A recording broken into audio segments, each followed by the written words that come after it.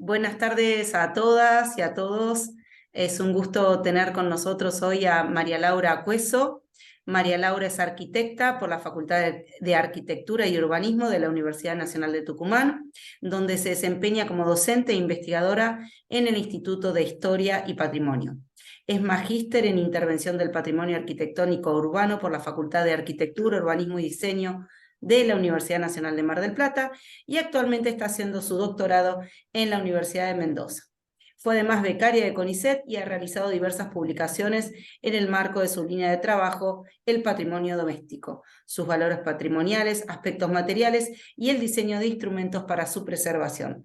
Participa activamente como miembro de equipos en asesoramiento externo para diferentes proyectos de intervención, actualmente en fachada del Templo de San Francisco, Tucumán. Bueno, muchas gracias por estar con nosotros, María Laura, y te escuchamos con suma atención. Bueno, muchas gracias, Juliana. Primero, antes de poner la presentación, les quería agradecer por el espacio. La verdad que fue una sorpresa, pero muy agradecida. Eh, a Steffi por haberme contactado, bueno, y por lo cálido de Pablo y Juliana en el recibimiento.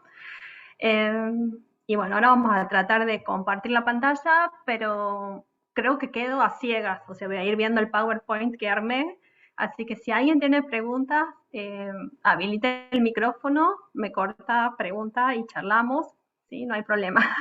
Sí, igual la dinámica es que en general vos decís todo lo que tenés ganas de decir. Ah, ok. Después al final abrimos un espacio para preguntas y seguramente nos vas a ver en chiquitito, Ah, pero bueno, sí. veremos, a ver. Me dan 2 segundos. Volvemos a la pantalla.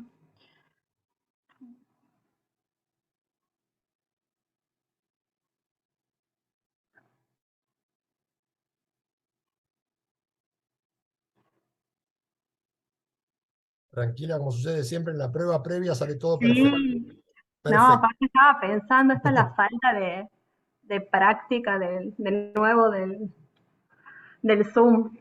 Al volver a la presencialidad como que se perdió la práctica de esto. ¿Ahora se ve bien? Buenísimo. Sí, perfecto. Eh, bueno, ya planteé el agradecimiento. Muchas gracias también a todos los que están participando por, por compartir este espacio acá un rato con nosotros para reflexionar. La idea más que nada, armando la presentación, era como, si bien mi área de trabajo de investigación es el patrimonio doméstico en San Miguel de Tucumán, y que fue por distintas fases, la planteé como un espacio en el que se dispare la idea del patrimonio, que el patrimonio doméstico en el centro histórico, área central de San Miguel de Tucumán, y a la vez eh, poner un poco sobre la mesa algunas situaciones e ir reflexionando sobre eso. ¿Sí? Está armada de esa manera, con muchas preguntas o cuestionamientos más que certezas, pero bueno, vamos a ir recorriéndolo de esa manera. Acá como un mapa mental que hacía mientras leía un poco de la bibliografía del derecho a la ciudad y cómo se incorporaba la idea del patrimonio construido en general, el patrimonio cultural, y esta arquitectura patrimonial, doméstica, que ha forjado nuestras ciudades, eh, la arquitectura del siglo XIX, en el caso de San Miguel de Tucumán, la mayor parte del centro histórico está conformada por arquitectura del siglo XIX de distintas características, eh, y que se ha mantenido, ¿sí? Se mantuvo en el tiempo, más allá de todas las intervenciones que se hicieron en el centro histórico, en este casco fundacional, y se mantuvo y convive con otras formas de arquitectura. Y ahí se dan un poco las tensiones, ¿sí? Los cambios y también la pervivencia de esta arquitectura en ese marco urbano, ¿no? Y un montón de situaciones que se plantean. de fragmentación, cuál es el rol social de esta arquitectura, cómo se conforma ese paisaje urbano, cuáles son los puntos de conflicto, cómo se habitan, cómo se piensa ese habitar doméstico. Y de ahí surgieron algunas preguntas sobre las cuales les plantear este recorrido, y me preguntaba cómo es la relación este patrimonio doméstico de fines del siglo XIX, principios del XX, y el centro histórico, área central. Y eso lo voy a remarcar, centro histórico, área central, y ya van a entender por qué siempre está planteado de esa forma.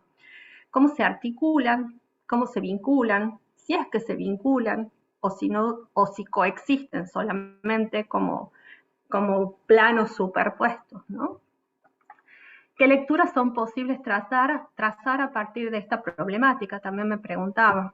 Y un poco vamos a ir recorriendo eso en esta presentación. Básicamente, la arquitectura que yo estudio es este tipo de arquitectura, que también hay en Mar del Plata y seguramente en muchas ciudades en las que ustedes viven. Para los que no son de Argentina, suele ya tener otros nombres. En Uruguay son casas estándar. En otros países de Centroamérica creo que les llaman republicanas, pero más o menos todas están conformadas de igual forma y con un lenguaje similar, ¿sí? Un lenguaje híbrido que tiene unas distintas combinaciones ornamentales particulares del siglo XIX. Y son estas casas, son las que conforman el centro histórico de San Miguel de Tucumán, que han caracterizado, que aún permanecen en uso, que son constantemente intervenidas y en otros casos no son mantenidas. Entonces también hay mucho abandono sobre eso. Las intervenciones tienen o la posibilidad de volverlas en uso, de ponerlas en valor, pero también muchas veces de degradarlas por acciones que no son las mejores, porque no tienen un mantenimiento, o porque son refuncionalizadas en algunos casos y la capacidad de carga que tienen estos edificios son superadas. Capacidad de carga desde lo funcional, básicamente. No me refiero a la cuestión estructural. En definición de lo que es el patrimonio modesto, que es más o menos donde se enmarca en un primer momento este patrimonio doméstico al que yo le di ese giro como una reacción a veces a no querer llamarlo modesto. En el año 90, bueno, en realidad después de la Carta del 64, de la Carta de Venecia, empieza a ponerse en discusión que ya no es solo importado el edificio monumental, sino también todo el contexto en el cual se enmarcaba, y empieza a tener valor toda la arquitectura a su alrededor, y arquitectura que quizás no era la más destacada en las ciudades, pero que sí tenían un valor porque tenían rasgos que las caracterizaban y que contribuían a todo ese conjunto. Empezar a pensar la arquitectura en su conjunto y en el aporte que tienen desde el conjunto. Esa es una definición que hace Marina Bachmann en 1992 en una publicación y que trata todo sobre este patrimonio modesto. Y en esa publicación hay distintos artículos y hay uno específico de Marina. Y hace unos años trabajamos con Lorena haciendo como una comparación entre el patrimonio modesto de Tucumán y el patrimonio modesto que trabaja ella, que es el chalet marplatense. Y también llegamos a algunas definiciones teniendo puntos en común entre estos tipos de edificios, aunque eran tipologías totalmente distintas, pero sí llegamos a definirlo como que es un conjunto de bienes urbanos característicos de cada ciudad que constituyen tejidos concentrados o dispersos. No necesariamente tienen que ser concentrados para considerarse patrimonio, realizado por constructores idóneos y en menor medida profesionales, utilizando técnicas y tecnologías principalmente postindustriales.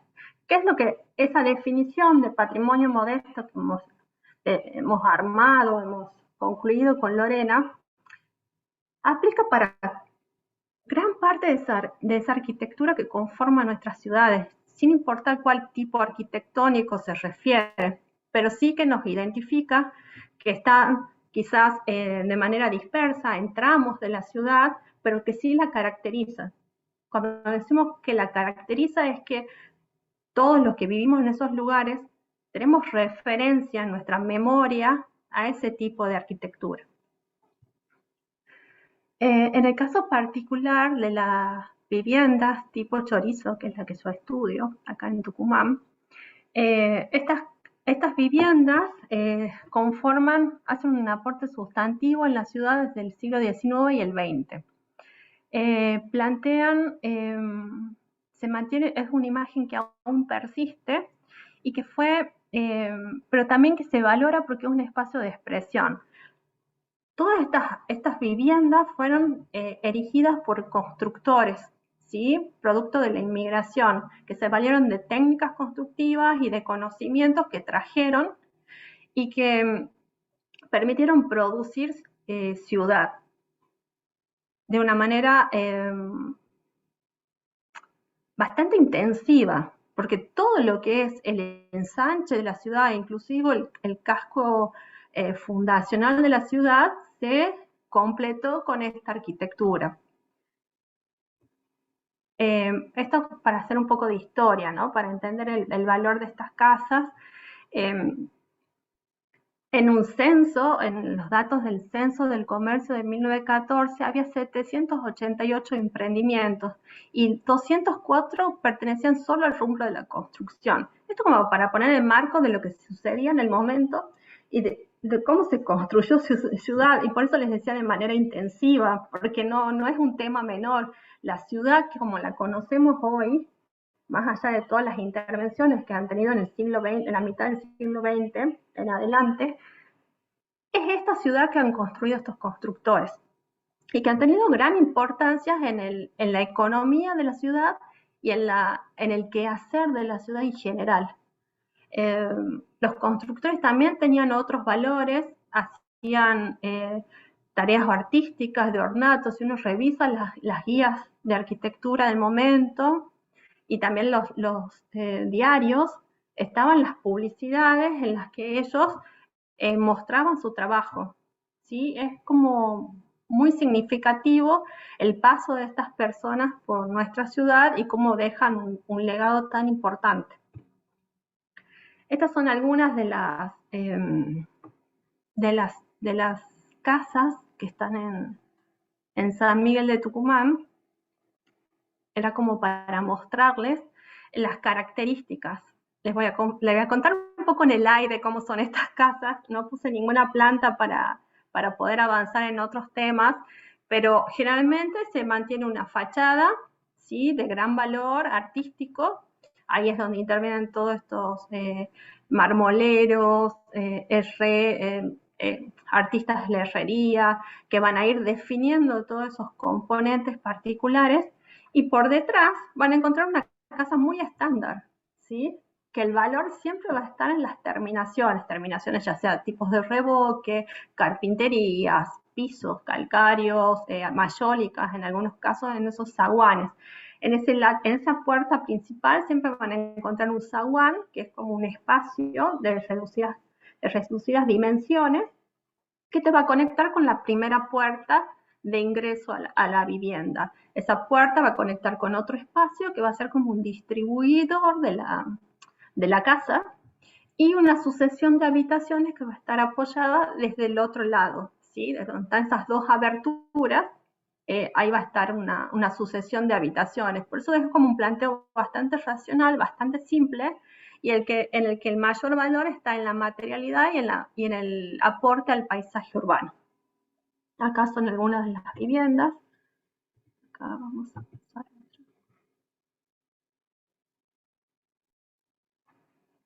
Ahí está. Acá otras, ¿sí? Como ven, no solo lo que les planteaba, no es solo una vivienda, son tramos de la ciudad, ¿sí?, construidos con este tipo de arquitectura, que no solo van a ser viviendas tipo chorizo. Acá en el otro ángulo es una casa tipo chalet, ¿sí?, que pero que constructivamente son muy parecidas. Acá otras viviendas en serie, que al interior también se van a resolver de manera similar. Y acá la idea, una vez ya recorrido qué es ese patrimonio doméstico que tenemos en San Miguel de Tucumán, me preguntaba un poco de qué manera se gesta o se produce ese centro histórico, ese área central de San Miguel de Tucumán, como continente de ese patrimonio doméstico. Entonces, irnos hacia la fundación de San Miguel de Tucumán, en realidad la segunda fundación, la primera es en Ibatín y luego se traslada a La Toma. Y es este plano que tenemos ahí, que son 9 por 9 manzanas, ese plano es de 1816, acá se lo ve mejor porque está, van a ver, lo que está en naranja es el área fundacional de la ciudad, esas 9 por 9 manzanas, con un punto central que es la plaza mayor de la ciudad, y alrededor lo que está en amarillo es el ensanche de la ciudad, que se da en 1872. Como todas las ciudades del periodo liberal, nosotros San Miguel de Tucumán también tuvo su ensanche en el que incorporó el verde en la ciudad, incorporó equipamiento como el ferrocarril, teatros, bulevares, todo lo que pueden encontrar en cualquier ciudad del siglo XIX. Nosotros también lo tuvimos, el parque de Taís, ¿sí? Que es el parque de 9 de julio. Y en ese área que está en amarillo, habla de un 68% del crecimiento de la planta urbana original. En ese momento no estaba todo ocupado, por supuesto, eso eran las afueras de la ciudad, pero sí estaba delimitado y estaba planteado cómo iba a crecer esa ciudad y qué características iba a tomar. O sea, pasamos de 81 manzanas a 252 manzanas que están delimitadas por 4 avenidas. Y acá viene el planteo. Lo que está en naranja más lo que está en amarillo, planteado en ese mapa, sería, en ese plano, perdón, es el área, lo que se va a llamar el área central de San Miguel de Tucumán. Y por eso siempre a lo largo de la presentación van a ver que está planteado ese binomio centro histórico, área central. Centro histórico, porque se plantean, ahí están concentrados la mayor parte de los edificios históricos de la ciudad, patrimoniales, y a la vez esa área central va a concentrar la mayor parte de los servicios de la ciudad a lo largo del tiempo. Y es eso algo que se va a ir manteniendo y que de alguna manera va a marcar el ritmo de lo que es el centro histórico que tenemos. En este crecimiento del ensanche hay 6 plazas, que son piezas claves para lo que va a suceder en el presente, en la vida contemporánea de la ciudad. Y un poco este es el paisaje que teníamos. ¿Sí? Como ven, es muy parecido a las casas que he planteado en un principio. Son frentes continuos entre 8, 7 o 8 metros de alto, con grandes aberturas, o sea, formalmente tienen las mismas características. Acá están marcadas esas plazas que les mencionaba como relevantes, que más adelante les voy a explicar por qué son tan importantes para la vida contemporánea, y están ahí marcadas, ¿sí? La central, que es la Plaza Mayor, que es la Plaza Independencia hoy, y después una serie de las otras 5 plazas que están alrededor en el área del ensanche. Y acá la imagen de una de las plazas que está hacia el norte, ¿sí? Es la superior, cómo va cambiando, cómo es a principios del siglo XX y cómo va a ser a fines del siglo XX. Esas plazas en el tiempo se van a constituir en espacios de gran valor arquitectónico, pero sobre todo ambiental. Eso va a ser incorporado a nuestro código de planeamiento. Como les comentaba en un inicio a Pablo, el área metropolitana de San Miguel de Tucumán conforma el municipio de San Miguel de Tucumán más 5 municipios, que en el año 2010 tenía aproximadamente 1 millón de habitantes. ¿Sí? Acá en el lateral es un estudio que hace el Instituto de Historia y Patrimonio en los años 90, en el que ustedes pueden ver también cómo se va desarrollando la ciudad, cómo pasamos de ese centro de entre 81 y 252 manzanas y cómo va creciendo. El crecimiento van a ver que es longitudinal más que nada, y es lo que conecta en el cerro, que en realidad está para este lado, en el lateral, ahí lo ven en el mapa, con el río. ¿Sí? Nuestra ciudad crece a lo largo de una columna vertebral, ¿sí? Que es una gran avenida que conecta lo que es el río Salí con el Cerro San Javier. Y ahí está marcado con rojo lo que es el punto del área del centro histórico, área central. En algunos años, o sea, desde 1900 hasta 1990, todo eso ha crecido la ciudad. Acá está delimitado de mejor manera los límites, ¿sí? De esas 4 avenidas que conforman ese área central, ese centro histórico, en el que se concentran más de 100 edificios patrimoniales, una gran cantidad, o sea, la mayor parte del patrimonio doméstico está concentrado ahí, y no solo está concentrado, sino que se mantiene de a tramos dentro de esos amanzanamientos. Y también incluye las áreas de arquitectura especial que están, que tienen como foco o como nodo lo que son las plazas del periodo liberal. Y eso lo vuelvo a repetir porque es muy importante para entender cómo va a funcionar la ciudad. Y más o menos esta es la imagen que tiene la ciudad hoy, con grandes saltos de escala y después toda una arquitectura que tiene 1 piso, 2 pisos, ¿sí? Esa imagen es una imagen de la Plaza Independencia. Eso también es de la Plaza Independencia, ahí se ve la catedral. Y se van viendo los grandes saltos que tiene los saltos de escalas que tiene la ciudad. Y entonces, pensando de qué manera se produce esta ciudad, uno de los temas importantes y que les voy recalcando desde que empecé la presentación es el tema del centro. El centro desde esa plaza mayor y cómo siempre se mantiene como foco de lo que es la ciudad. Porque ese centro, alrededor de la plaza mayor, está el área de gobierno, el centro religioso, y están todos los edificios más importantes de la ciudad.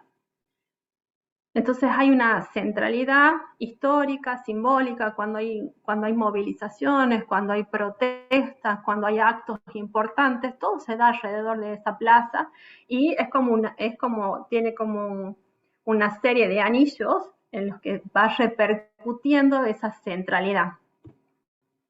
Entonces también es pensar un poco qué es lo que pasa con estas casas en ese centro histórico no consolidado, como lo llamaba Marina Weissman, y qué es lo que sucede con la arquitectura esta doméstica, modesta, como la quieran llamar, en este marco, ¿no? Cuando tenemos una gran centralidad histórica, simbólica, pero también funcional, todos los grandes equipamientos están dentro de este área, dentro de estas 250 manzanas están colegios, los centros de salud más importantes, están las dependencias de la universidad, las áreas administrativas, absolutamente todo se distribuye en esa poca superficie.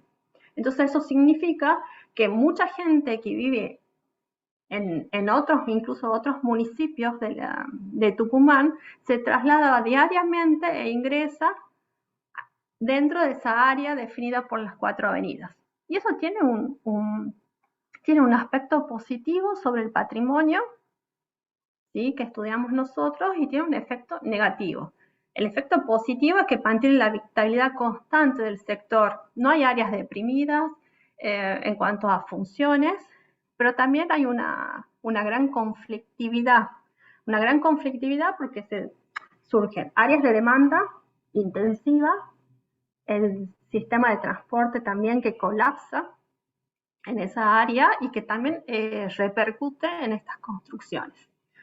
Hay grandes tensiones desde lo funcional, desde lo formal y desde lo ambiental. Si de esa dimensión de centralidad empezamos a estudiar, se dan grandes conflictos y tensiones constantes. Esas tensiones dadas desde lo formal y desde lo ambiental, un poco, muchas veces están abonadas desde el Código de Planeamiento Urbano, ¿sí? Todo lo que es, le estoy adelantando un poco lo que va a venir, pero dentro de lo que es el área central y específicamente del área fundacional, hay un código de planeamiento que favorece la implantación de edificios en altura, por ejemplo, o equipamientos. Y eso inevitablemente va a traer consecuencias sobre ese área que uno quiere preservar. Claramente no se puede pensar en un congelamiento de la ciudad, pero sí hay una discusión que sí está dada, pero que no está resuelta ni saldada, que es cómo va a funcionar esta ciudad a futuro, porque ya estamos teniendo las consecuencias. Y en este campo entra también la discusión sobre la protección normativa. Y acá se dan una serie de normas, ¿sí?, que protegen nuestro patrimonio de distintas maneras y con distintos alcances, ¿sí? Algunas son más enunciativas, como en la ciudad histórica, que fue declarada ciudad histórica en el año 2000, y sin embargo hay edificios de valor patrimonial que han sido demolidos, aún con protección y aún estando en esa ciudad histórica. Porque el dominio privado prevalece sobre el dominio, sobre el valor colectivo siempre, por lo menos en este ámbito, y por lo que yo sé en los demás también sucede.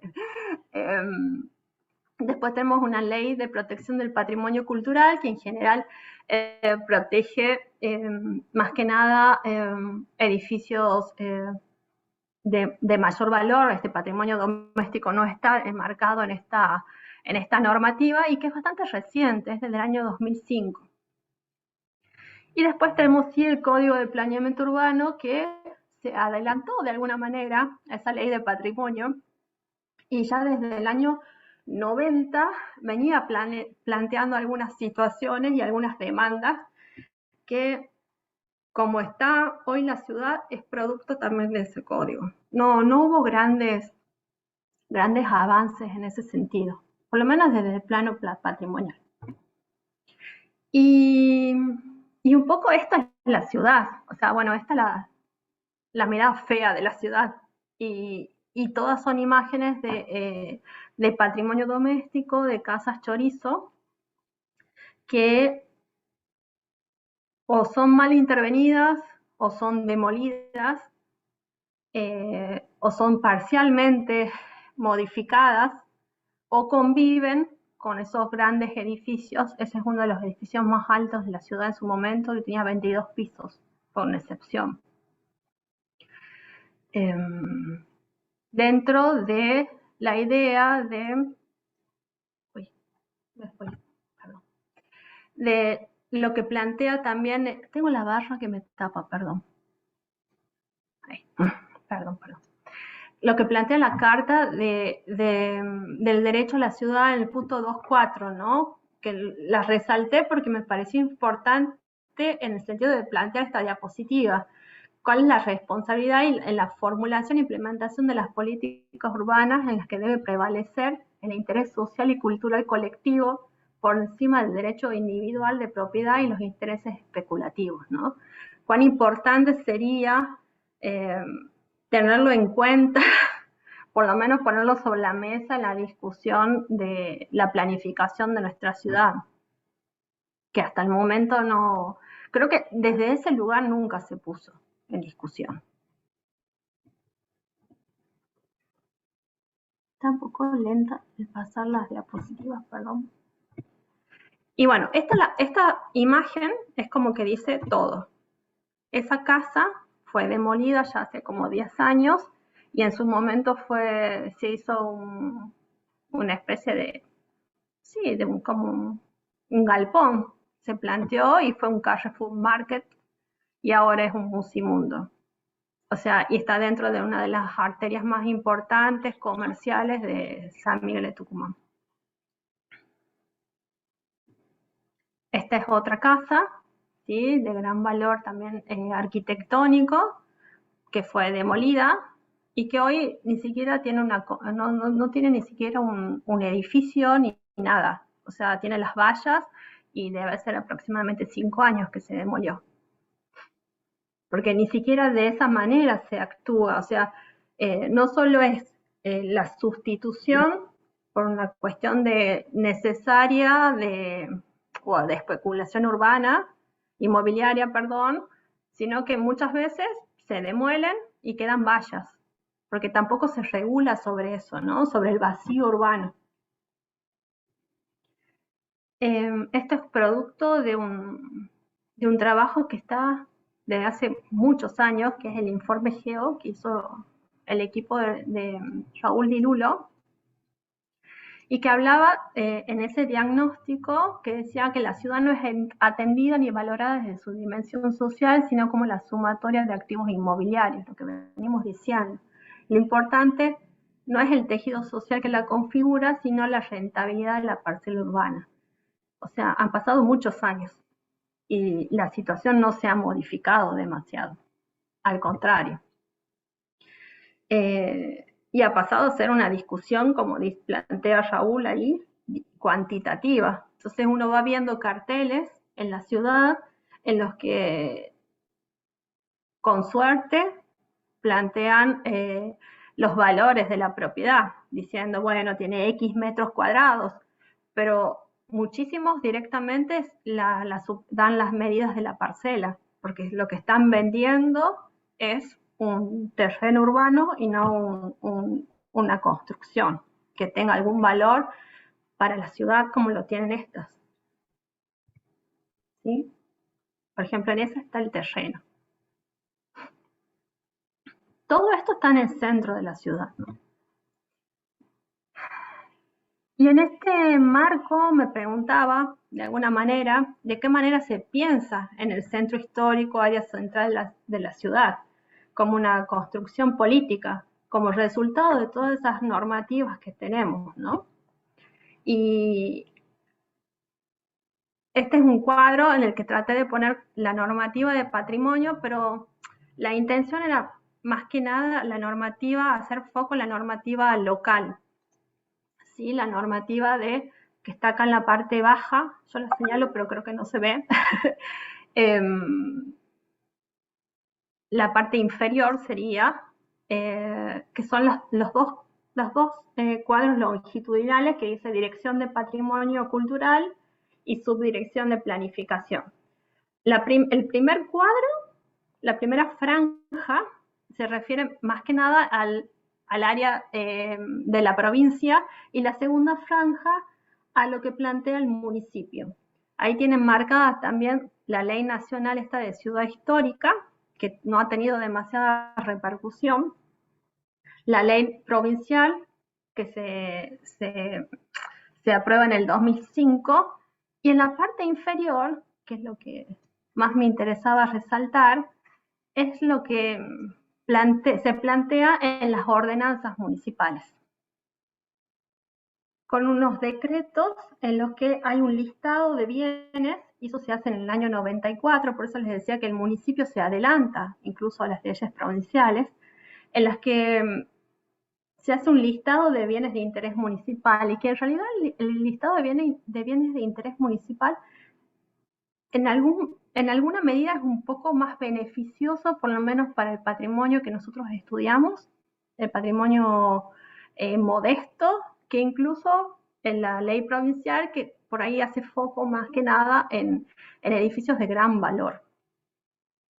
Y dentro de esa ordenanza es muy importante lo que se plantea en las áreas especiales de arquitectura que yo les había mencionado anteriormente. A ver.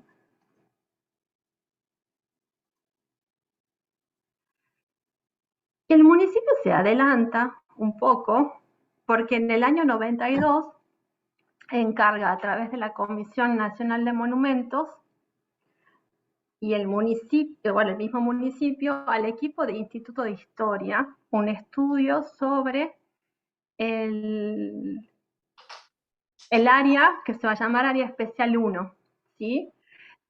Hay todo un trabajo que es alrededor de lo que es la plaza principal, la plaza mayor, que conecta con lo que es la Casa Histórica de Tucumán, ¿sí? La Casa de la Independencia.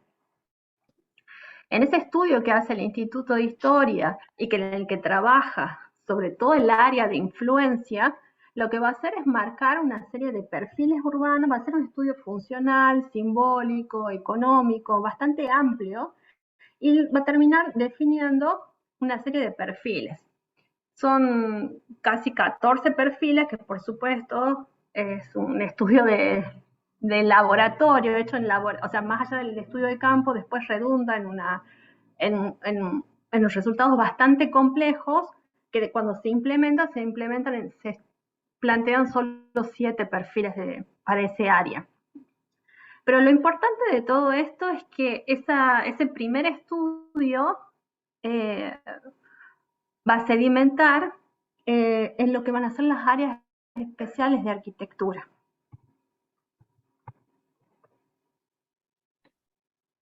El estudio se da sobre esta área, ¿sí? Este es el área donde está la plaza principal, y el eje ese longitudinal es el que conecta con la casa histórica. Eso en el tiempo va a ser intervenido, ¿sí? Y se va a generar todo un paseo, un recorrido que va a conectar va a ser como un vertebrador, una costura entre todos puntos importantes de la ciudad, ¿sí? En los que se va a privilegiar todo lo que es el recorrido peatonal, el espacio público, se va a trabajar sobre perfiles bajos, ¿sí? Que no invadan y que mantengan cierta homogeneidad y amabilidad del recorrido. Y cuando les decía la importancia de esas áreas especiales, ahí las ven marcadas en verde, ¿sí? El área especial 1, ¿sí? Que es la que acabamos de ver, el área especial 2 y hasta llegar a las 5. Son 5 áreas especiales que están alrededor, menos el área especial 2, todas están alrededor de esas 6 plazas importantes del siglo XIX. Hola, Braja, ¿cómo estás?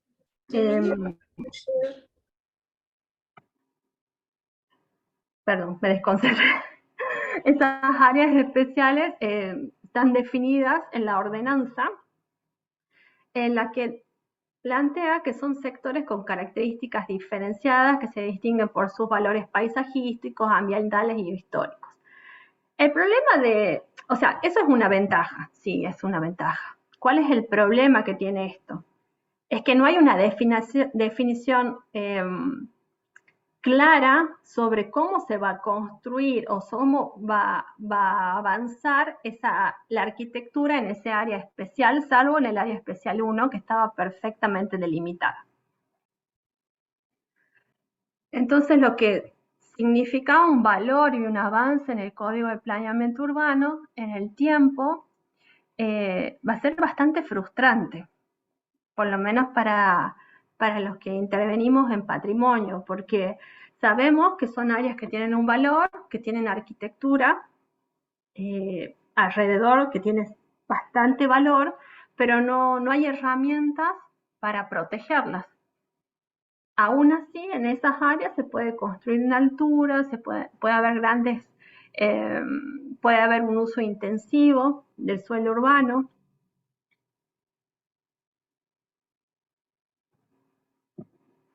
Y acá, un poco volviendo al centro histórico y volviendo un poco al patrimonio doméstico, es mostrarle algunos de los perfiles de estas casas y cómo se convive hoy, ¿sí?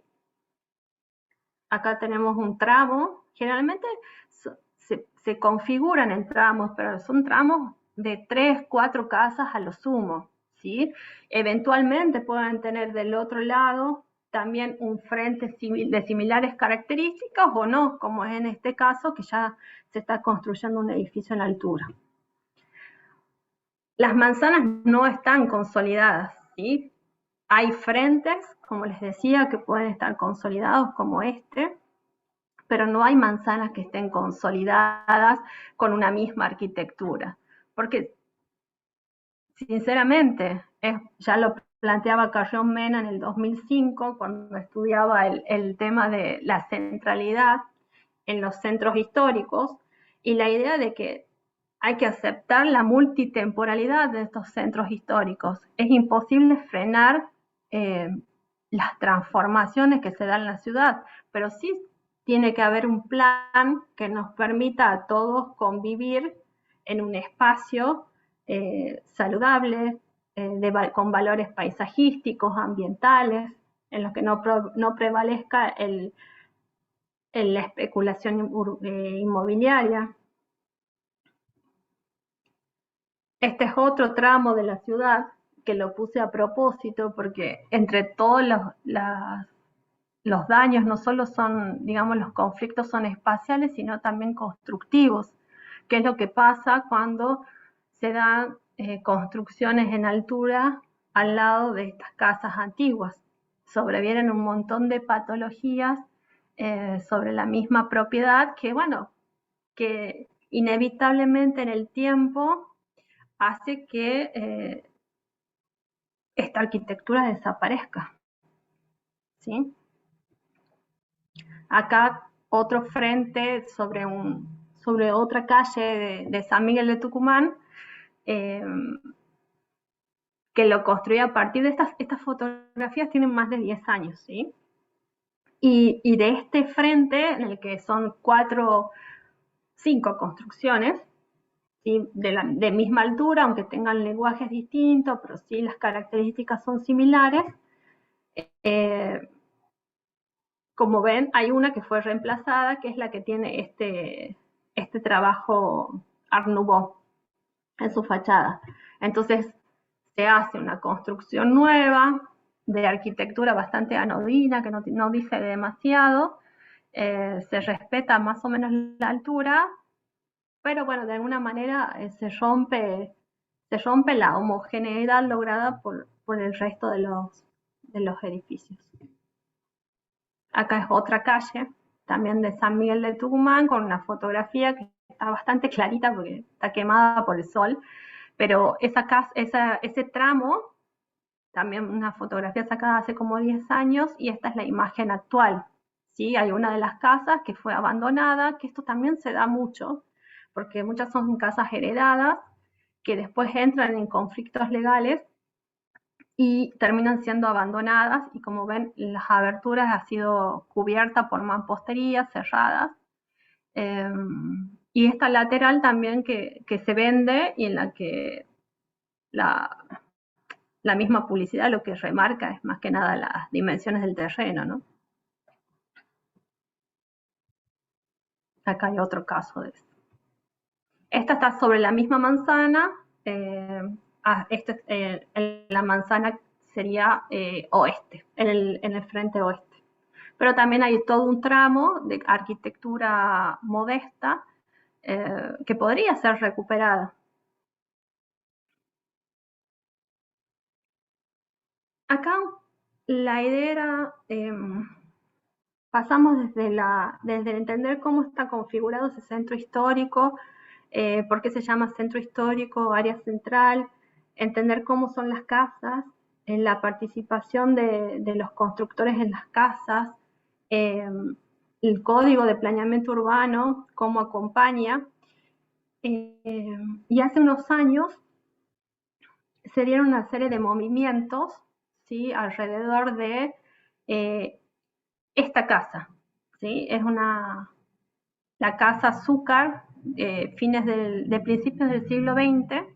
Es una casa que había pasado de la familia a una empresa, y la empresa le había dado distintos usos, hasta que en un momento deciden venderla a una empresa constructora. ¿Sí?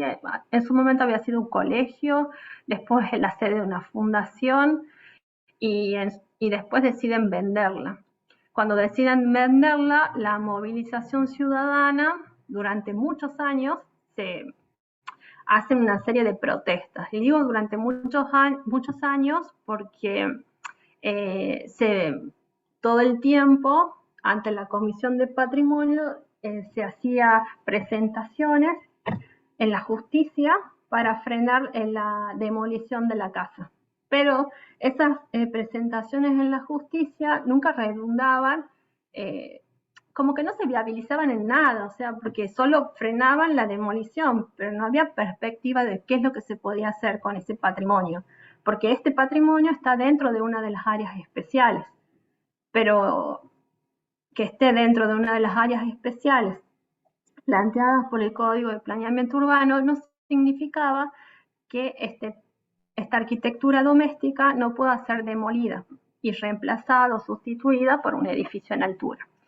Este área está muy próxima de una de las plazas del periodo liberal tiene gran valor paisajístico, porque es una especie de bulevar.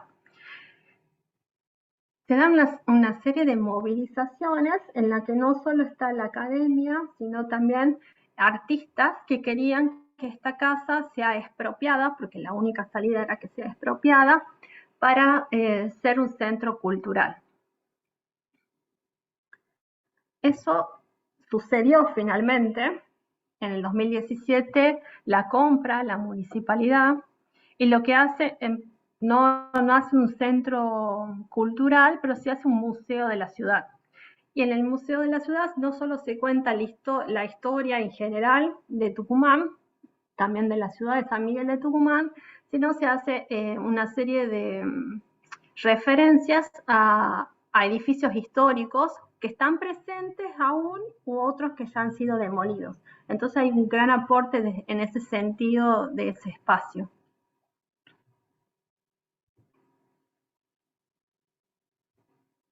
Y ahora, como cierre, o sea, volviendo un poco a las preguntas iniciales que planteaba, cómo es la relación entre el patrimonio y el centro histórico, cómo se articulan, vinculan, qué lecturas son posibles. Lo que pensaba o reflexionaba hacia el final era pensar en la complejidad que tiene el trabajo dentro del centro histórico, las múltiples aristas que tiene la preservación de este patrimonio doméstico, pensando en un montón de situaciones que no les he mencionado, que sí han salido en investigaciones anteriores, cuando hice una serie de entrevistas y de encuestas a las personas que vivían en estas casas, que tiene que ver con el mantenimiento, que tiene que ver con lo que les decía, los conflictos dentro de estas casas. Muchas veces son casas heredadas, entonces no hay una propiedad real sobre estas casas. Por ahí vive algún familiar, en algún momento es parte de una herencia, se tiene que hacer la sucesión, se terminan vendiendo, y generalmente las que las compran son empresas, ¿sí?, para hacer edificios o para hacer otro tipo de inversiones. Un poco en el recorrido de la normativa, tanto desde la provincia como del municipio, la deuda que se tiene desde la planificación y las dificultades que se tienen, al menos voy a hablar desde Tucumán, para incorporar el patrimonio dentro de la normativa. ¿sí? O sea, dentro de la normativa, no como un anexo de la normativa, que es lo que sucede, porque nuestro código la mantiene dentro de un anexo, con características especiales, con un planteo de exenciones impositivas, un montón de gestiones que a la larga no tienen un efecto positivo, como el avance y pensando en esas áreas especiales de arquitectura, que fue una buena propuesta en los años 90, hoy 2023, eh, no hay otra, no se ha avanzado sobre eso. O sea, nos hemos quedado en ese planteo y no hay una nueva mirada acorde a los tiempos. Eh, y cuán insuficiente ha quedado ese planteo. Y también repasando un poco eh, las características de este patrimonio doméstico en la ciudad y más allá de cuestiones espaciales, pensar dentro de estas viviendas, hay muchas que necesariamente por su ubicación dentro del primer anillo, que es el del centro histórico, en el que se prioriza lo que es el área, lo que se prioriza es el área comercial, todas van mutando de uso y pensar un poco en las posibilidades que tienen de adaptación a esos nuevos usos. Así que un poco este era el planteo que tenía.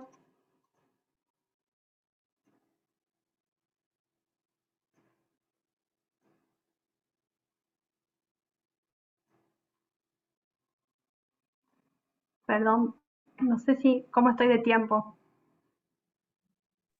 Pablo. Impecable, María Laura. Sí, muy bien. Tomaste casi una hora. Ah, pensé que era nada, había hablado media hora. Perdón. No, no, fue muy pormenorizado, súper claro y interesante. Así que ahora abrimos el espacio a las consultas, a los comentarios.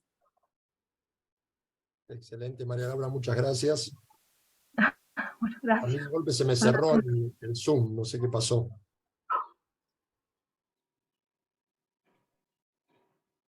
Bueno, yo trabajé con Laura, así que mucho no puedo decir porque voy a parecer la mamá cuando habla, pero me puse mayor. Pero a mí me parece que lo que trabajó Laura es sumamente importante y más para trabajar en los centros históricos, que muchas veces son lugares que, como dice Laura, yo tengo la misma sensación.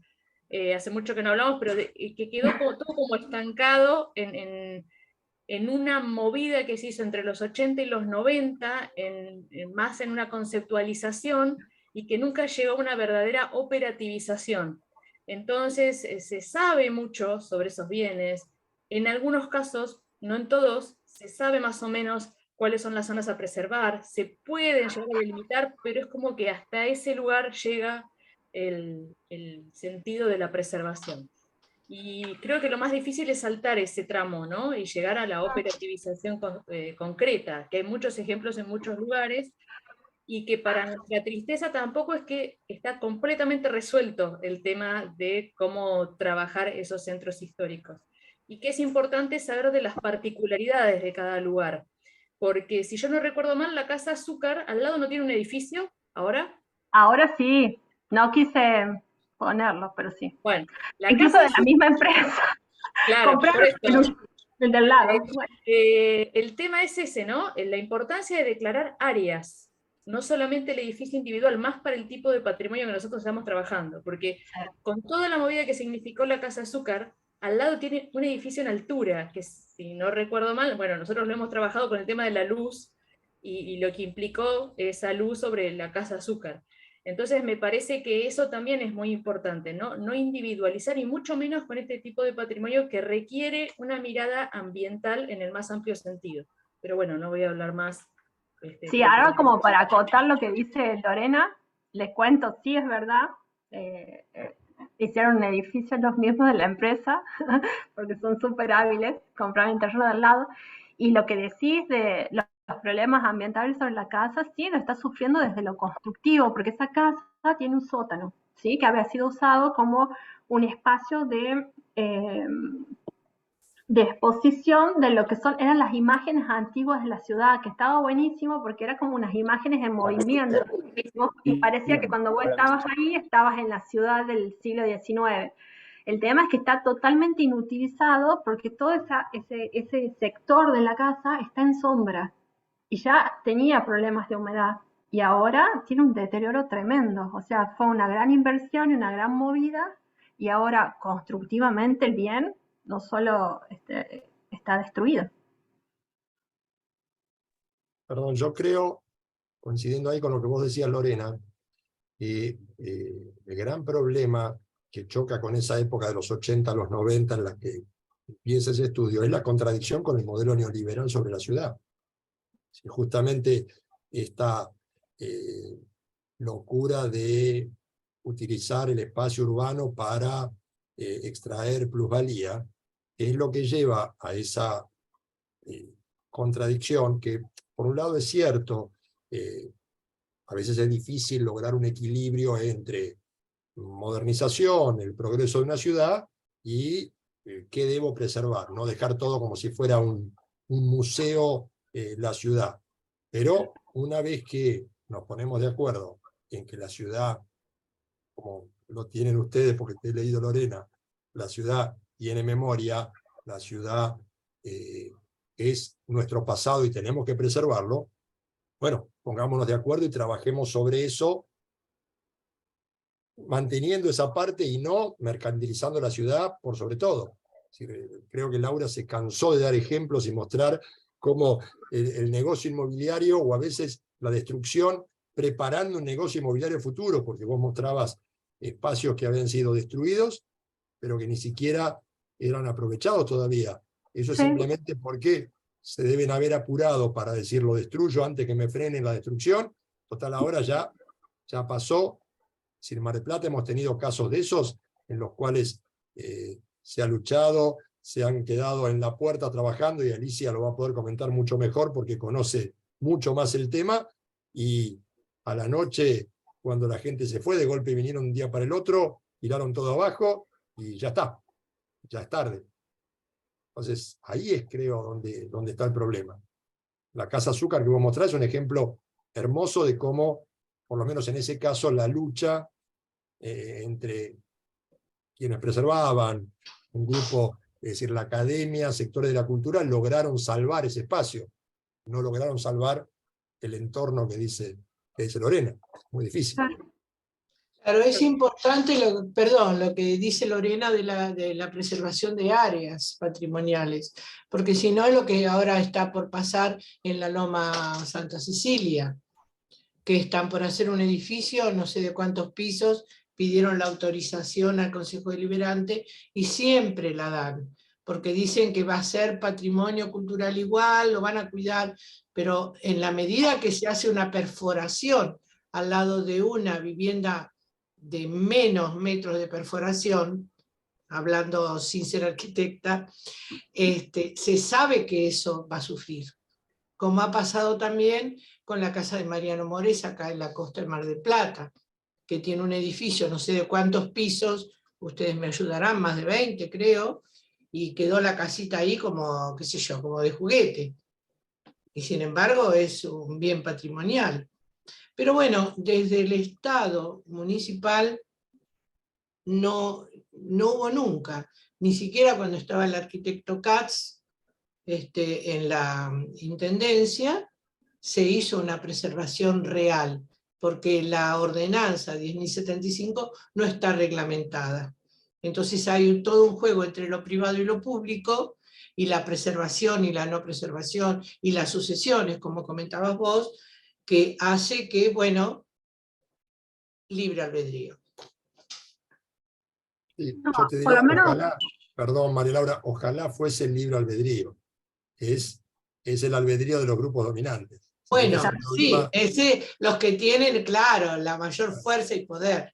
este es el problema que planteó María Laura en el último esquema. Cuando vos hablaste, hay una deuda que me gustó mucho con respecto a la planificación. sí. Y el problema, por eso es el eje central de este seminario de Derecho a la Ciudad, es quién planifica. Planifican los sectores inmobiliarios, planifican los sectores de la construcción, financieros, y esos son los que manejan en general el municipio, la legislación, las excepciones. Siempre tenemos excepciones para poder destruir. Sí, Sí, María Laura, perdón. a veces sin excepciones se hace, o sea, se hacen con ciertos intercambios extraños de indicadores y demás que ni siquiera caen en las excepciones. Y por otro lado, la dificultad el hecho de no normar áreas también es una decisión, porque si se norma un área, se impide la especulación propia que ahora en los intersticios de lo que está escrito se puede hacer, y que de hecho cada cosa que hacen deja un precedente en el que el próximo se puede amparar. Entonces, Claro. es toda una decisión. Lo que se hace y lo que no se hace también es una decisión. Exacto. Exactamente. A eso, cuando hablaba Alicia, eso como que quería dejar en claro el tema, o lo que planteaba Pablo, es una decisión política.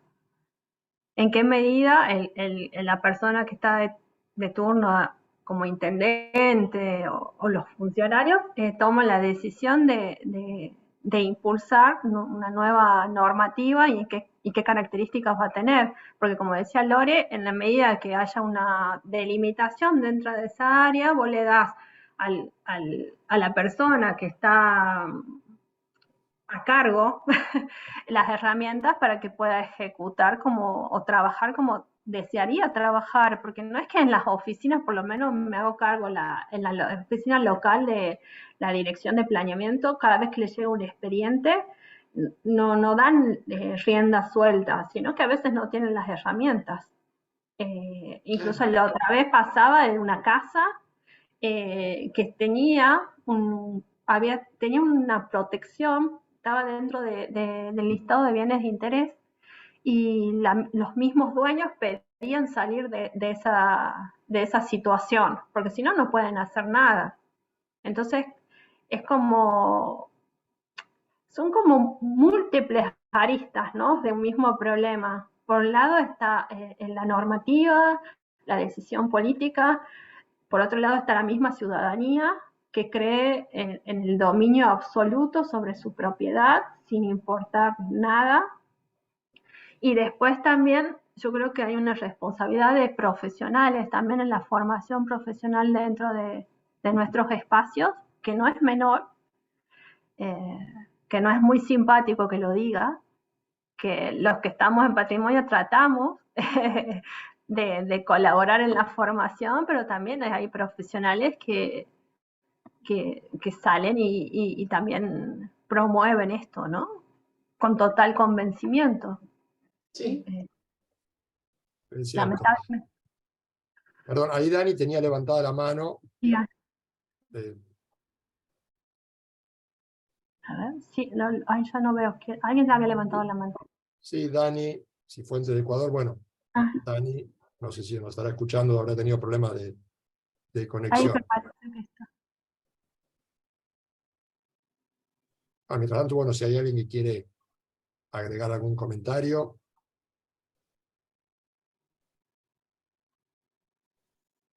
Pablo, A ver, Dani. no sé si Sí, bueno, ahora lo sí te dejo escucha, Dani. Dani. Sí, perdón, gracias, Pablo. Únicamente adicionar, no sé, una experiencia que pasamos acá en Quito, que yo la vi en Ecuador, y es que el municipio, o sea, bueno, aquí a mí me preocupa también un poco el tema de la propiedad, ¿no? Los propietarios como tal. En el caso acá en Quito, yo recuerdo que habían viviendas patrimoniales que pertenecían a ciertas personas con poco acceso económico, que de cierta manera no tuvieron la posibilidad de seguir desarrollando actividades tradicionales, ¿no? Como venta de carbón, por ejemplo, o de golosinas, y que en un momento el municipio no les dio más el permiso de funcionamiento, es decir, no podían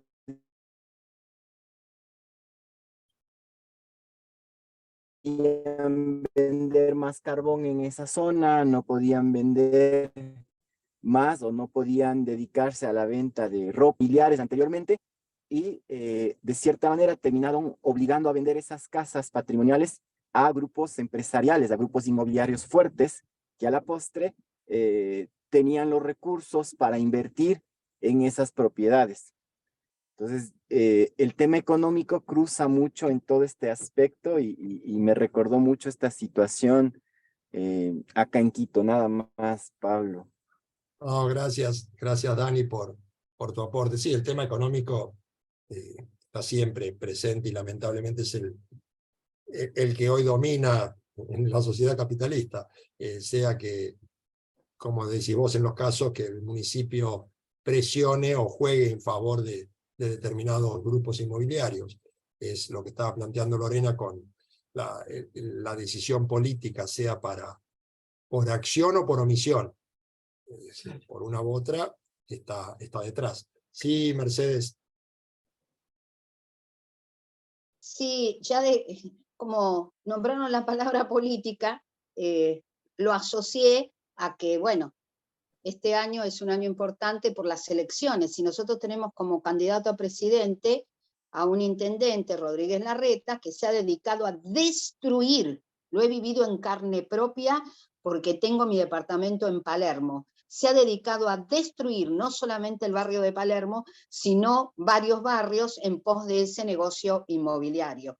Lo estamos padeciendo, lo estamos sufriendo día a día. Yo tengo unas grietas así en mi departamento por un edificio que me construyeron al lado. Y como yo, un montón de gente. Aparte, bueno, de mi situación personal, está la situación social. He visto un barrio que era precioso. Yo hace más de 40 años que vivo en ese barrio. Y está destruido. Ahora compraron lo que era el Marne, tan famoso en los tangos de Gardel, y lo van a demoler. Un edificio precioso. Precioso, le he sacado 1 millón de fotos porque digo, esto dentro de poco no va a estar, ya tiene los carteles. Y como eso, pero montones de edificios de casas a mi alrededor, montones. Así que bueno, ya que hablamos de la palabra política, quiero pensar que si estamos diciendo que no nos gusta esto, bueno, nuestro voto no va a ir hacia eso, ¿no? Que no está separado. Claro, no está separado. No puede ser que yo sea progre en un sector y en el momento que voy a poner el voto lo pongo en la urna de Rodríguez Larreta. Nada más que eso. La parte de la campaña. Sí. La campaña se cuela en todas partes. Por supuesto, sí, somos seres políticos. Yo no puedo decir nada, coincido con Mercedes, pero a ver, hay una realidad. Es decir, yo creo que más allá de Larreta o quien sea, hay un modelo.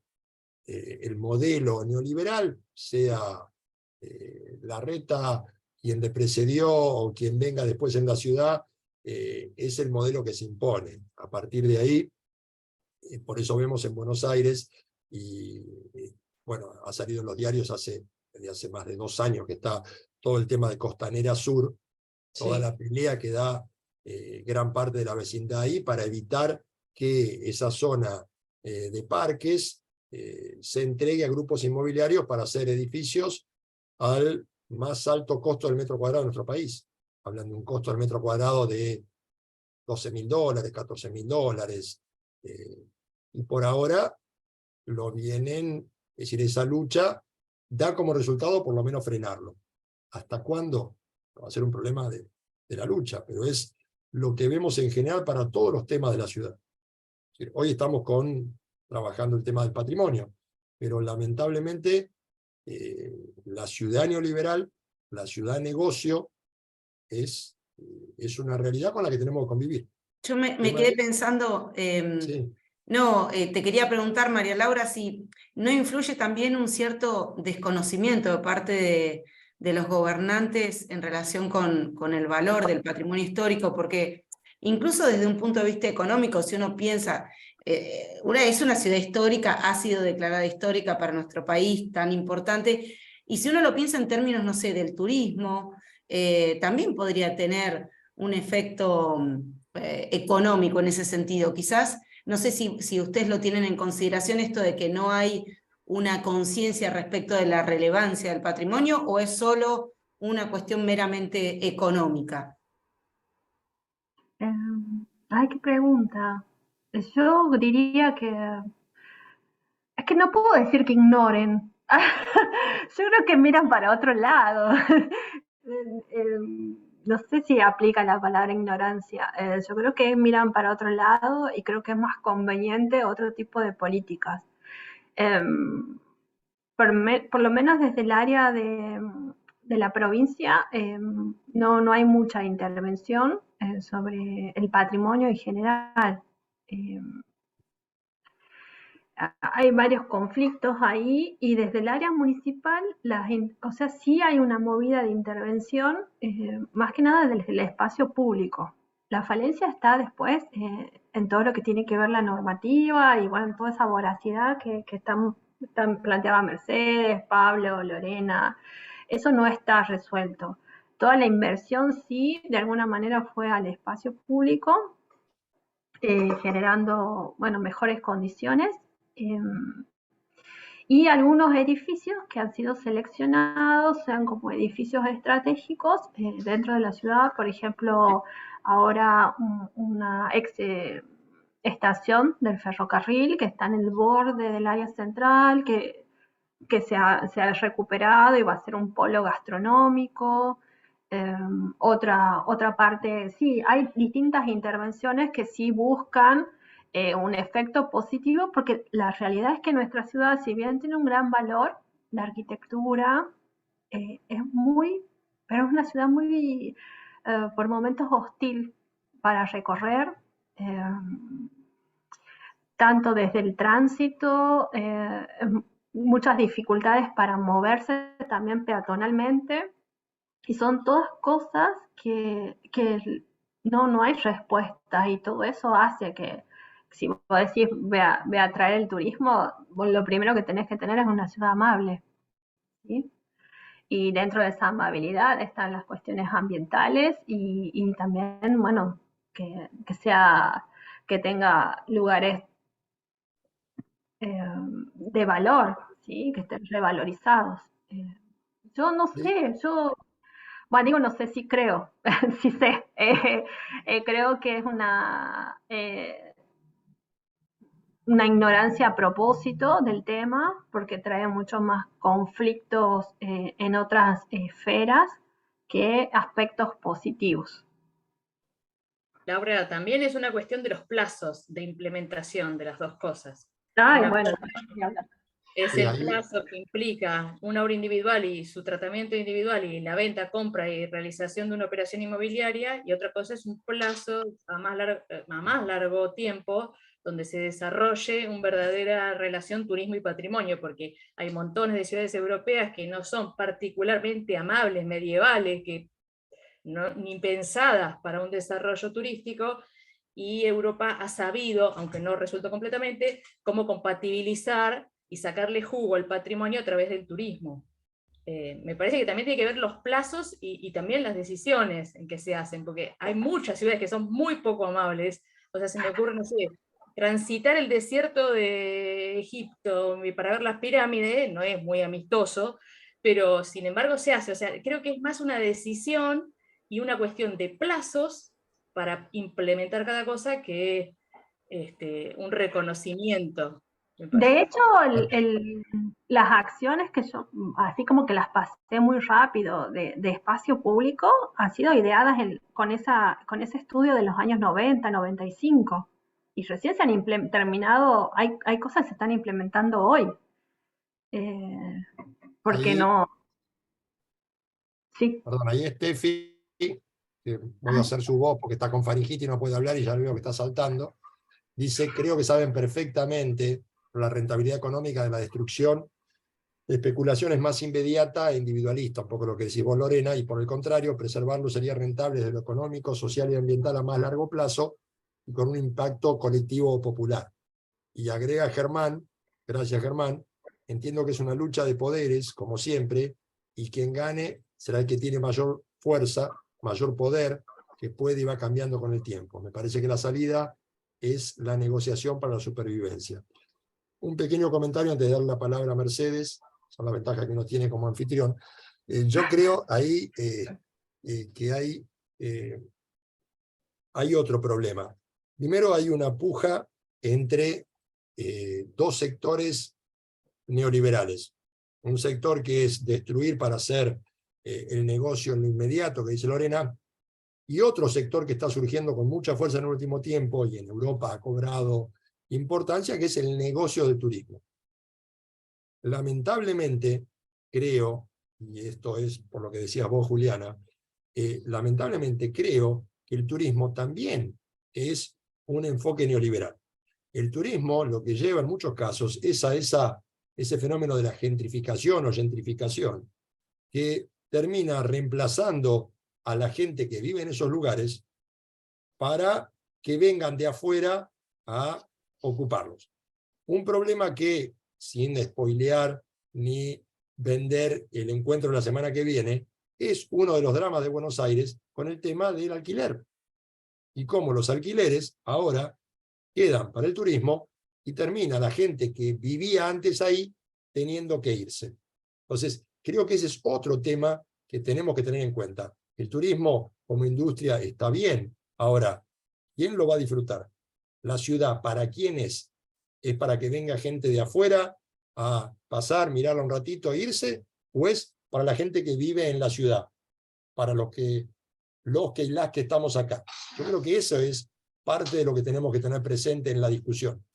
Porque a veces se pone como si fuera una dicotomía. Si yo la dejo para el turismo, queda.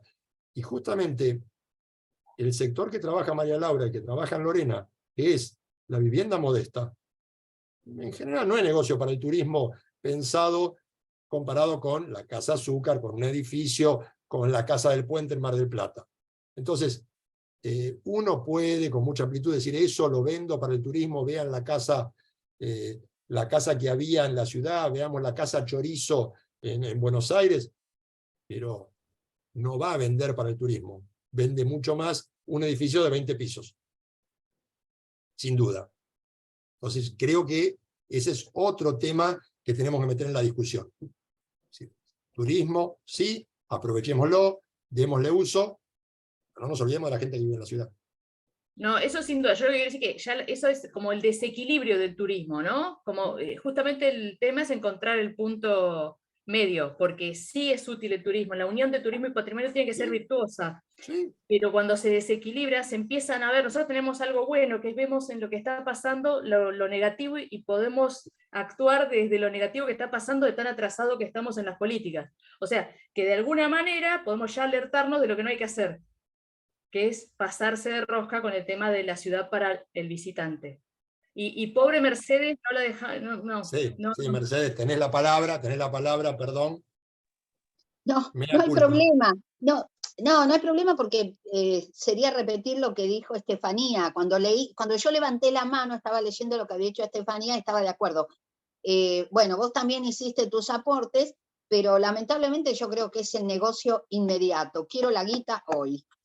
Quiero la guita hoy. No me importa el futuro, no me importan mis hijos, mis nietos, la humanidad, el patrimonio. La plata la quiero hoy. Y eso pero como te digo, estoy muy herida por lo que vivo en mi barrio. Estoy tremendamente herida, es impresionante. Creo que me levanto y veo un edificio, me levanto. No, es algo terrible. Y estás hablando de un caso que lo venden para el turismo. Palermo, sí. Palermo. Está armándose para el turismo.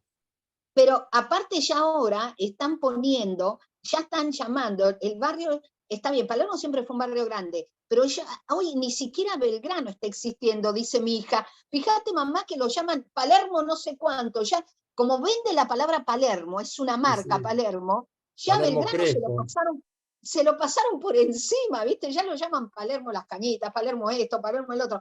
Pero eso, nosotros que salíamos a pasear con nuestra gatita, con la nena, cuando era chiquita, ya no vemos a los vecinos, con el mate. Es así, porque era así, era un barrio. Te puedo asegurar que era un barrio. Y ahora no, son un montón de edificios con gente desconocida, con autos carísimos, donde nadie te saluda, donde vas a un negocio y le decís buen día y te miran con cara de desconfianza. Y antes yo iba, decía buen día, y decían, che, ¿y tu marido no podrá venir a ver mi gatito? Viste que mi marido es veterinario. Claro, uy, mirá que esta noche va a tener la gata, me parece que ya no podrás venir, Víctor, a verla en el parto. Ahora, ¿viste? Es una cosa totalmente despersonalizada, totalmente despersonalizada. Bueno, che, tengo que atender un paciente, me parece que los voy a tener que dejar. Gracias, después te mando Chao, la radiografía Mercedes. Chau, chau. de la ciudad. No, ese lamentablemente es un drama, los que estamos en Mar del Plata, lo que es Güemes o esa zona, hace 20 años era todavía un barrio. Hoy por hoy no existe más como tal. Se hicieron, creo que alrededor de 100 edificios, y me puedo quedar corto. Es una cosa, la fisonomía cambió. Entonces, Sí. Y más allá de la construcción en altura, que es un impacto enorme, es también lo que decía Mercedes, la descaracterización de los barrios por la intervención. Mucho de este patrimonio que estudiamos nosotros con Lorena, por lo menos en el caso mío, que está dentro del centro, con coincidencia con el centro comercial de la ciudad, pasa a descaracterizarse por las distintas intervenciones que se les van haciendo. Entonces ya nada es ese círculo virtuoso que habla Lore, que debería tener la inclusión del turismo o también de los avances desde lo económico en cuanto al comercio o a otros usos. Todo eso termina siendo una desarticulación de los valores que tiene el patrimonio, ¿no? Y un poco lo que decía Mercedes también me llevaba a lo que veía la otra vez, la intervención. O sea, a veces las intervenciones también que se hacen, cómo entre comillas, se llevan puesto un área, ¿no? Un poco veía eso, no sé, es la sensación que tengo, y estamos grabando, pero el barrio chino en Buenos Aires. Y a mí me impresionó mucho, o sea, y no positivamente, porque yo creo que también a veces es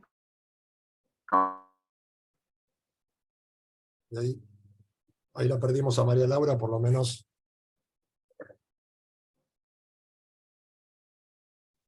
se congeló.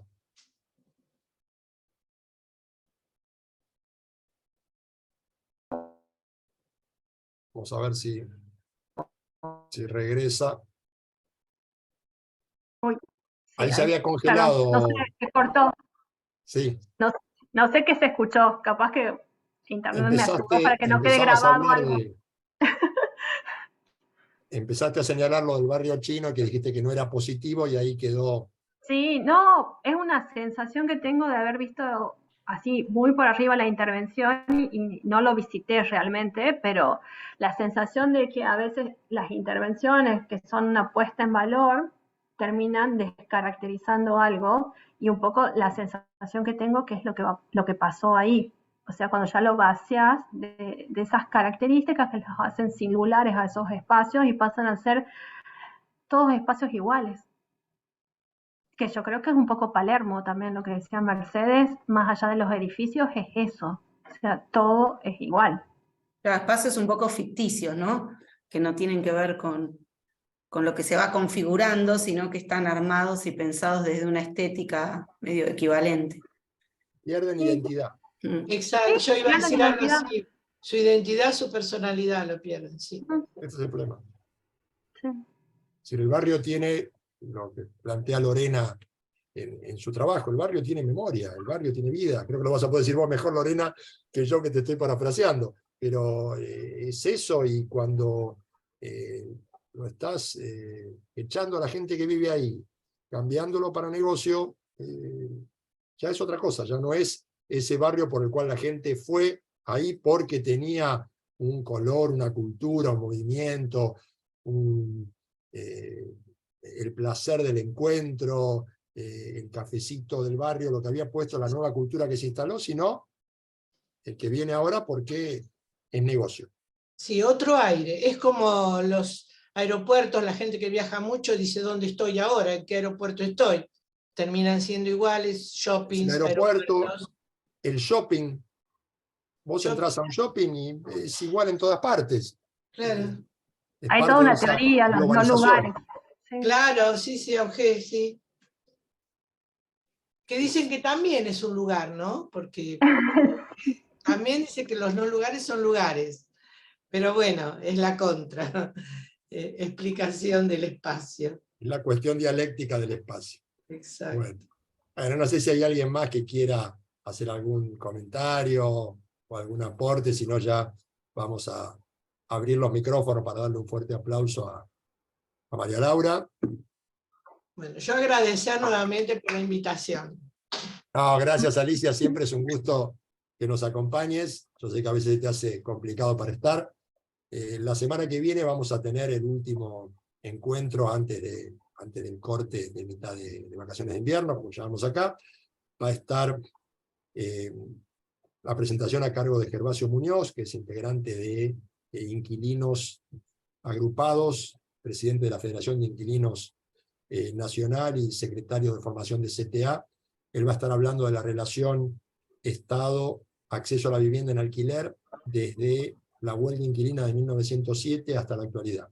Es un activista que lo van a ver mucho en las redes, en todo este movimiento de inquilinos agrupados. Por eso le decía, es un tema realmente de mucha actualidad y problemática. Él la tiene centrada en Buenos Aires, pero bueno, que nos afecta a todas y todos. Gracias María Laura, no sé si quiere decir algunas palabras, después les cedo. No, agradecerles a todos por haberse quedado, por haberme convocado a ustedes, y bueno, gracias a todos los que han saludado ahí, a Paula, a Lila. Sí, Juli, si querés hacer el cierre. Bueno, agradecerte, María Laura, fue un gusto escucharte, conocerte, ya te leeremos también, agradecer a Estefanía, que es el nexo con el mundo de la arquitectura y que hoy no puede hablar, pero bueno, la próxima, y bueno, y a todas y todos los que nos han acompañado, así que siempre es un gusto encontrarse, y nada más eso, que anden bien, y que volvamos a encontrarnos. Gracias. Nos vemos. Adiós. Hasta luego. Muchas gracias.